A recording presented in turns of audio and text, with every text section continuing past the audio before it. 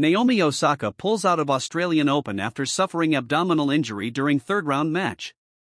Four-time Grand Slam champion Naomi Osaka was compelled to withdraw from the 2025 Australian Open on Friday due to an abdominal injury, the same issue that caused her to retire from the Auckland Classic final earlier this month.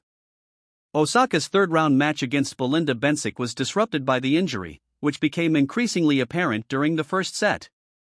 The Japanese star was visibly uncomfortable, particularly in her serving motion, which seemed to lack its usual power. She had called for medical attention at 6-5 in the opening set, but after struggling through a tiebreaker, which she lost 7-3, Osaka made the decision to retire from the match before the second set began. The abdominal injury that plagued her in Auckland re-emerged during the Australian Open, cutting short her campaign.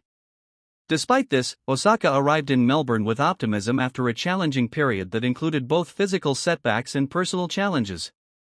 Before the tournament, she had expressed confidence that her injury was improving, and she managed to secure impressive victories over Caroline Garcia and Karolina Muchova in the early rounds.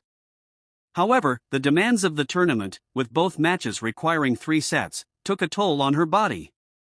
Although she led 5-2 in the first set against Bencic, the discomfort became too much to overcome, especially in the serve department.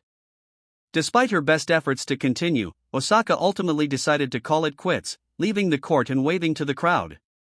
Bencic, who was understandably empathetic to Osaka's situation, expressed her disappointment over the match's premature ending, saying, "It's not the way you want this match to end. I thought it was getting to be a good match. Hopefully, she will be fine soon and can play well for the rest of this year." Bencic will now move on to the fourth round.